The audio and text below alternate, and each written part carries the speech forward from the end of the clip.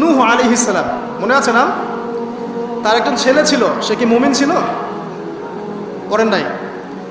সে কিন্তু মুমিন ছিল না, সে অস্বীকারী ছিল। তার নূহ আলাইহিস সালামের স্ত্রী, সে কি মুসলিম ছিল? চিন্তা করতে পারেন, একজন নবীর স্ত্রী মুসলিম নন, একজন নবীর ছেলে, তিনি আল্লাহর আদেশের পরোয়া করছেন না। আল্লাহ বলছেন লাইসা মিন আহলিক, এই ছেলে তোমার পরিবারের কেউ না। নূহ আলাইহিস সালাম বলছেন, হে আল্লাহ, সে আমার পরিবারের একজন, তাকে ক্ষমা করে দাও। আল্লাহ বলছেন লাইসা মিন আহলিক, সে তোমার পরিবারের কেউ না। নবী পরিবারের সদস্য হওয়া সত্ত্বেও লূত আলাইহিস সালামের স্ত্রী, সে কি জান্নাতি না জাহান্নামী?